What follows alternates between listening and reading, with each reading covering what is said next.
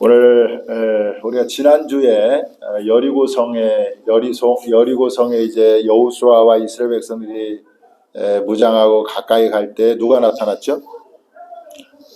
지난주에 생각 안 납니까? 여호와의 군대 대장이 나타나서 그들을 대신해서 싸우겠다고 칼을 뺀 여호와의 대장이 나타났잖아요, 그죠? 그리고 이제 오늘 본문이 이제 여리고성이 함락되는 장면을 오늘 본문은 우리 가르쳐 주고 있습니다. 이 여리고성의 함락의 중요한 이유는 이 가나안 땅의 첫 관문이기 때문에 이 여리고성을 함락시켜야 그 다음 이제 정복전쟁이 시작되는 거죠. 그런데 이 여리고성을 함락시키는 것은 굉장히 어려운 일이었어요. 왜냐하면 당시에 여리고성은 외벽이 있었고 내벽이 있는 이중벽이었습니다. 그래서 그 외벽은 자연 암석의 기초 위에서 이제 세워져 가지고 두께가 그 외벽 두께가 1m 81cm 정도 됩니다. 굉장히 1m 81cm면 굉장히 두껍잖아요. 이게 외벽의 두께가.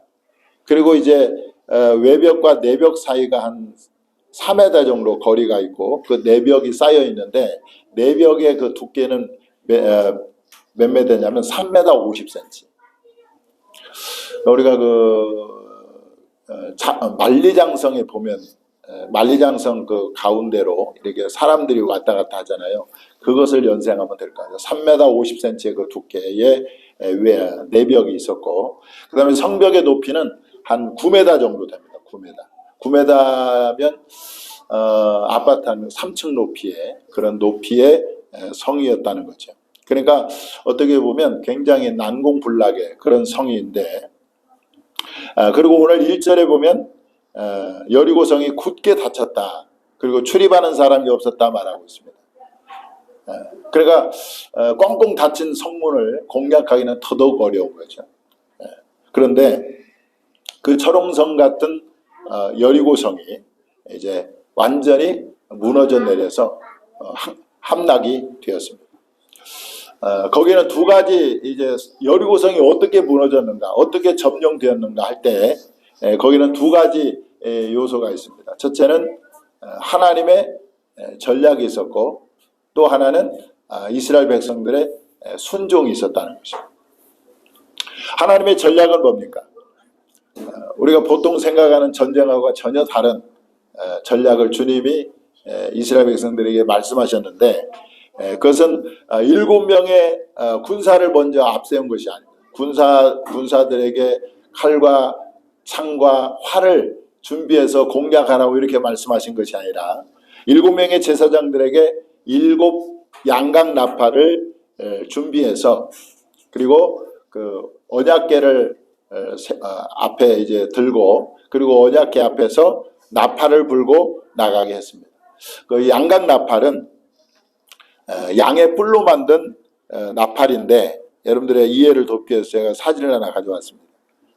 이게 이제 양각 나팔이에요. 양각 나팔, 양의 뿔로 만든 나팔인데, 이거를 갖다가 제사장 7명이 불면서 여리고성을 하루에 한 번씩 돌게 된 거죠.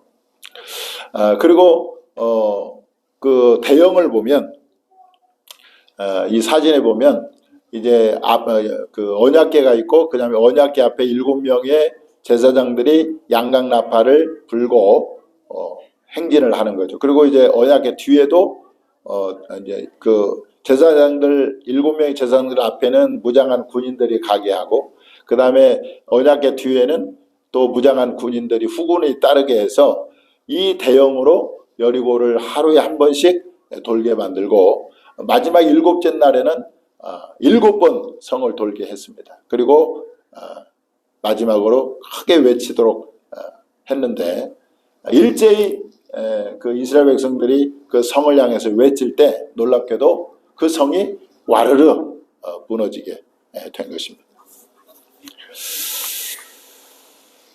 그래서 이제 여호수아와 이스라엘 백성들은 아주 손 하나 되지 않고 이 여리고성을 점령할 수 있었던 것입니다. 그 과정에서 이제 두 정탐꾼을 숨겨주었던 기생 라합과 그에 속한 가족들을 다 살려주고, 그 다음에 그 여리고성은 그 첫 성이잖아요. 첫 열매입니다.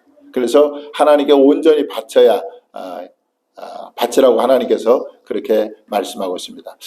이것이 이제 오늘 우리가 읽은 본문의 줄거리인데, 우리가 이 본문을 통해서 이제 몇 가지 교훈을 얻을 수가 있습니다. 첫째는 하나님의 생각과 우리의 생각이 다르다는 거죠.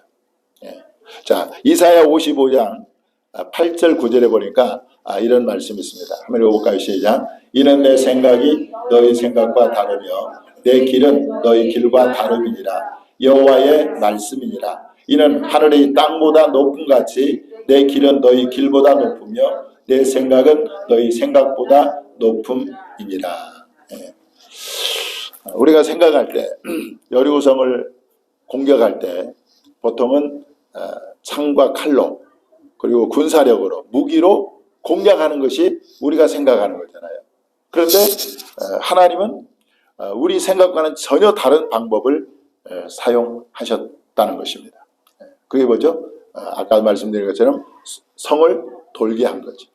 이것은 우리의 상식을 초월하는 것이고 우리가 전혀 생각하지 못한 새로운 방법인 것입니다. 그런데 그것이 주요했다는 거예요. 여호수아와 이스라엘 백성들이 그대로 순종했을 때 성이 무너졌다는 것입니다.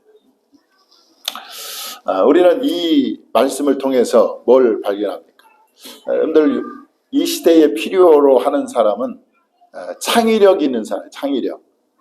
그래서 창의력이라는 것은 사전적 의미는 새롭고 뛰어난 생각을 해내는 능력을 말합니다. 또 이렇게도 말할 수가 있습니다. 같은 것을 다르게 보는 능력, 이게 창의력이죠. 그래서 독창적이고 독특하고 또 다른 사람이 전혀 생각하지 못하는 그런 내용을 창조해내는 능력이 바로 창의력인데, 이 창의력이 어떻게 생기느냐는 거죠. 그것은 하나님으로부터 생기게 된다는 것입니다. 미국의 그 페이스 팝콘이라는 여성이 있는데, 이분은 뉴욕 타임즈로부터 최고의 트렌드 제조기라는 찬사를 받았습니다. 이분은 여성인데 미래에 유행할 트렌드를 미리 예측하는 능력이 있어요. 그래서 이제 앞으로 5년 후면 이런 그 트렌드가, 이런 것들이 사람들에게 유행할 것이다를 미리 예측을 하는 거예요. 그래가지고 이 미국의 세계적인 기업인 네슬레, 또 제너럴 푸드, 또 뭡니까 그 갤로그 같은 그런 그 식품 회사들도 이 제품을 만들거나 또 영업을 할 때 반드시 이 페이스 팝콘이라고 하는 이 여성의 자문을 받는다는 것입니다. 그렇다면 그녀가 어떻게 이 미래에 유행할 이 트렌드를 예측할 수 있는 능력이 어디서 생겼는가 할 때, 그는 한 인터뷰에서 이렇게 말했습니다. 내가 이렇게 미래를 앞으로 유행할 트렌드를 미리 예측할 수 있는 능력은 자기가 어려서부터 성경을 읽었는데 성경에서 그 상상력을 얻게 되고, 또 목사님의 설교를 통해서 그 통찰력을 얻게 된다는 거예요. 그리고 이제 내가 사람들을 어떻게 사랑하고 섬길 것인가를 생각할 때 새로운 아이디어가 하나님께서 계속 주신다는 거예요. 그래가지고 이제 10년이나 20년 이후에 그 유행할 그런 트렌드를 자기가 예측할 수 있었다, 이렇게 고백을 했습니다. 페이스 팝콘은 그렇게 어떻게 명문대를 나오거나 또는 학창 시절에 또 그렇게 성격이 좋은 사람이 아니었어요. 그런데 이 성경을 통해서 그가 상상력과 통찰력을 얻게 돼가지고 그렇게 미래를 트렌드를 예측하는 그런 능력을 갖게 되었다는 것입니다. 여러분, 모든 창의력의 근본이 누구에게 있느냐? 하나님께 있는 거예요. 하나님. 그리고 성경은 창의력의 보고인 것입니다. 그러므로 우리가 성경을 읽고 또 하나님과 동행하다 보면 여러분, 다른 사람이 알지 못하는, 다른 사람이 전혀 생각하지 못하는 그런 놀라운 창의력을 하나님으로부터 우리가 받게 될 줄 믿습니다. 자, 오늘 본문에서 또 얻는 교훈은 뭐냐면 하나님이 하나님의 일을 하실 때에 우리를 그 일에 동참시킨다는 거예요. 여러분들 하나님이 그 여리고성을 혼자서도 얼마든지 무너뜨릴 수 있잖아요. 그런데 그 일을 하나님은 혼자 하지 않고 여호수아와 이스라엘 백성들이 그 일에 동참하게 하셨습니다. 그게 뭐죠? 성을 돌게 한 거죠. 그래서 이 여리고성의 그 승리, 여리고성을 무너뜨림으로 오는 그 승리와 영광을 하나님은 이스라엘 백성들과 함께 누리기를 원하셨다는 거예요. 여러분들 하나님은 얼마든지 혼자서도 이 세상의 모든 영혼들을 구원하실 수가 있습니다. 그러나 하나님은 그 일을 혼자 하시지 않고 우리들에게 복음을 전하도록 하셨습니다.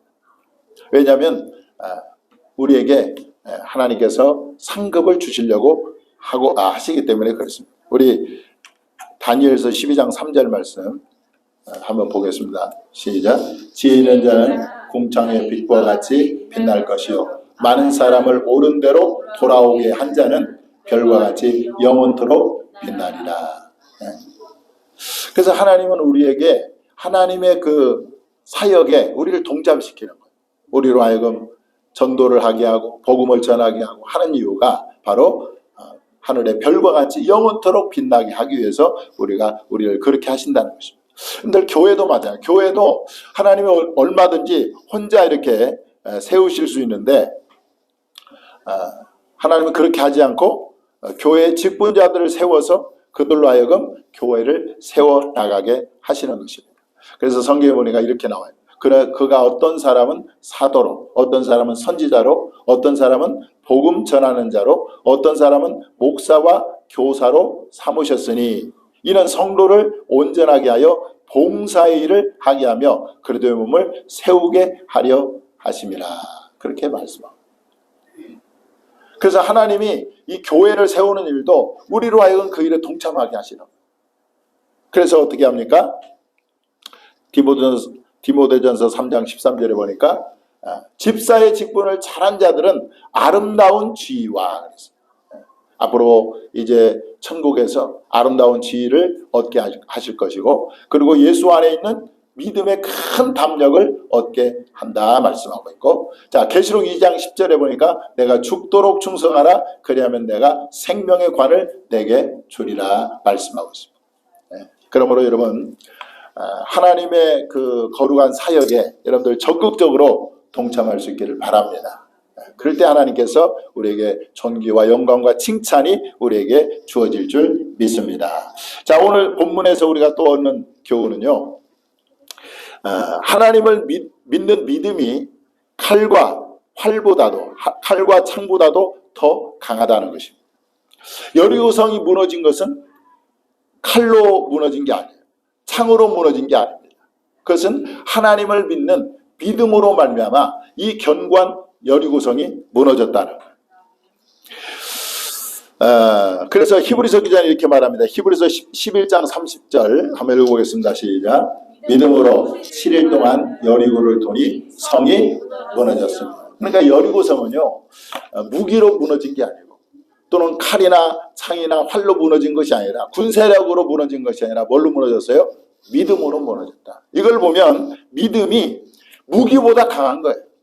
믿음은 군대보다도 더 강한 것입니다. 여러분 이 세상에서 믿음보다 강한 것이 없어요.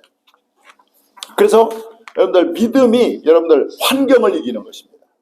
믿음이 우리에게는 문제를 넉넉히 이기게 만드는 거예요. 우리에게는 그 믿음이 여러분들 세상을 이길 줄 믿는 것입니다. 요한일서 5장 4절에 보니까 한번 읽어보겠습니다. 시작. 무릇 하나님께로부터 난 자마다 세상을 이기느니라. 세상을 이기는 승리는 이것이니 우리의 믿음이니라. 할렐루야. 세상을 이기는 승리는 뭐요? 우리의 믿음. 그러니까 믿음이 세상을 이기고 믿음이 환경을 이기고 믿음이 죄를 이기고 믿음이 우리의 문제를 난관을 넉넉히 이기게 되는 것입니다. 여러분들 믿음처럼 강력한 무기가 없어요. 그래서 예수님은 뭐라고 말씀하시느냐? 예수께서 이랬을 때 할 수만 있거든이 무슨 말이냐? 믿는 자에게는 능히 하지 못할 일이 없느니라 말씀합니다. 그러니까 믿음이 모든 것을 하게 만든다는 것입니다. 한 번은 제자들이 예수님께 그렇게 요청을 했습니다. 주님, 우리에게 믿음을 더하소서. 저와 여러분도 믿음을 구하되 여러분들 큰 믿음을 구하시기를 바랍니다. 그 믿음으로 여러분들 우리에게 당면한 그 환경과 또 박해와 또 세상을 이기고 그리고 우리에게 맡겨주신 큰 일도 감당하는 우리 모두가 될 수 있기를 주님의 이름으로 축원합니다. 자, 오늘 또 본문에서 우리가 깨닫는 것은 뭐냐면 하나님의 역사와 기적은 우리의 순종을 통해 이루어진다는 것입니다. 하나님이 아무리 좋은 전략을 그들에게 제시했다 할지라도 그들이 순종하지 않았으면 그 어떤 일도 일어나지 않았다는 것입니다. 그러므로 하나님의 역사와 기적은 반드시 하나님의 백성들이 뭐가 있어야 돼요? 순종이 있어야 돼요. 순종. 사실 무거운 법궤를 이 여리고성을 메고 여리고성을 돈다는 것은 그렇게 쉬운 일이 아니죠. 그렇지 않습니까? 그리고 이제 마지막 날 7바퀴를 돌았잖아요. 이 순종하는 게 어려운 거예요. 또 우리가 그 여리고성을 돌 때는 말을 하면 안 돼요. 침묵하고 그 여리고성을 돌아야 했습니다. 그럼에도 불구하고 그들은 묵묵히 하나님 말씀에 인내하면서 순종했다는 거예요. 그 순종이 여러분들 철옹성 같은 여리고성을 한순간에 무너지게 한 것입니다. 열왕기하 5장에 보면 아람 군대에 나아만 장군이 나와요. 이 사람은 뭉둥병자였는데 이제 문둥병을 고치기 위해서 엘리사 선지자에게 왔어요. 근데 엘리사 선지자가 나와보지도 않고 이렇게 말을 하는 겁니다. 너는 가서 요단강에 가서 7번 몸을 씻으라. 그러면 문둥병이 치료가 될 것이다. 자, 나아만 장군의 입장에서는 굉장히 기분이 나쁜 거예요. 자기가 그렇게 높은 주위에 있는 사람이 이제 와서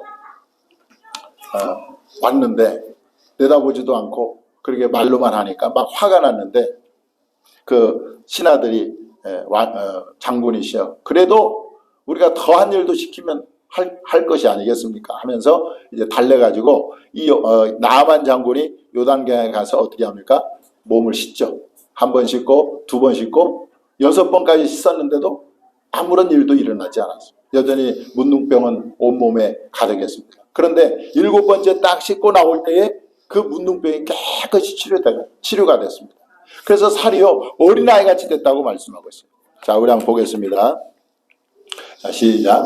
나아만이 이에 내려가서 하나님의 사람의 말대로 요단강에 7번 몸을 잠그니 그 살이 어린아이의 살같이 회복되어 깨끗하게 되었더라. 아멘. 여러분들의 피부도 어린아이의 살같이 깨끗해 되기를 바랍니다. 여러분들 이렇게 문둥병이 치료가 될 수 있었던 것은 나아만에 뭐가 있었어요? 순종이 있었다네. 순종. 그러니까 여러분 우리가 하나님께서 우리에게 어떤 것을 명하실 때에 그것이 좀 이해가 잘 안 되더라도 우리가 순종하면 거기에 기적과 하나님의 역사가 있다는 사실을 여러분들 기억하시기를 바랍니다. 그 다음에 5번째 우리가 얻는 교훈은 우리 인생의 승리의 비결은 하나님을 삶의 중심에 모셔야 된다는 거예요. 오늘 여리고성을 도는데 그 중심에 뭐가 있었냐면 언약궤가 있어요. 언약궤. 그 언약궤가 1절에서 21절까지 계속 언급되고 있습니다. 4절에도 언급되어 있고 6절, 7절, 8절, 9절, 11절, 12절, 13절에 이 언약궤가 계속해서 언급되고 있어요. 13절에서는 2번이나 언급되는데 이 언약궤가 그 행진의 중심이라는 거예요. 중심. 근데 언약궤는 뭡니까? 하나님의 임재의 상징이라는 거죠. 하나님의 임재의 상징인 언약궤를 중심에 두고 여리고성을 돌 때 여리고성이 무너지고 만 것입니다. 여러분들 저와 여러분의 삶의 중심에 하나님을 모시고 살 때 저와 여러분의 앞에 있는 여리고가 무너지고 승리하는 삶을 살게 될 줄 믿습니다. 그 다음에 마지막입니다. 우리 6번째 우리 본문에서 얻는 교훈은 첫 것은 하나님께 드려야 한다는 거지. 자, 여호수아 이스라엘 백성들은 첫 번째 정복한 이 여리고성에 나오는 모든 것은 하나님께 온전히 바쳐야 했습니다. 그것을 하나님께서 명하고 있기 때문에 그래요. 오늘 18절 19절 보겠습니다. 너희는 온전히 바치고 그 바친 것 중에서 어떤 것이든지 취하여 너희가 이스라엘 진영으로 바치는 것이 되게 하여 고통을 당하게 되지 아니하도록 오직 너희는 그 바친 물건에 손대지 말라. 은금과 동철 기구들은 다 여호와께 구별될 것이니 그것을 여호와의 곳간에 드릴지니라 하니라. 그래서 여러분들 율법에 의하면요, 이 첫 것, 첫 열매는 무조건 다 하나님의 것이라고 레위기 27장 26절에 나와 있습니다. 그래서 이 여리고성은 첫 성이기 때문에 이것을 온전히 하나님께 드려야 되는 것이 맞는 거죠. 하나님은 이 첫 것과 첫 열매를 드릴 때에 복을 주시겠다, 그렇게 성경은 약속하고 있습니다. 한번 읽어보겠습니다. 시작. 내 재물과 내 소산물의 첫 익은 열매로 여호와를 공경하라. 그리하면 내 창고가 가득히 차고 내 포도즙 틀에 새 포도즙이 넘치리라. 아멘. 제가 이제 인근에 목회하는 목사님이 계시는데 그 목사님 첫째가 이번에 그 ROTC 학사 장교로 군대에 갔습니다. 그래서 군대 가서 이제 훈련을 받고 이렇게 임관을 했는데 이 친구가 첫 월급을 받았어요. 군대에 가가지고. 그래서 한 162만 원인가 되는데 그것을 첫 열매라고 하나님께 고스란히 그 교회에다가, 우리 목사님 교회에다가 보내왔다고 그렇게 자랑을 하더라고요. 저는 그 아들을 보면서 참 믿음이 예쁘다, 믿음이 참 신앙이 신실하다라는 생각을 했는데 하나님께서 그의 군대 생활을 책임져 주시고 또 함께 축복해 주실 줄 믿습니다. 여러분, 첫 열매는 하나님의 것이기 때문에 완전히 하나님께 드려서 여러분들 복을 받는 은혜가 있기를 주님의 이름으로 축원합니다.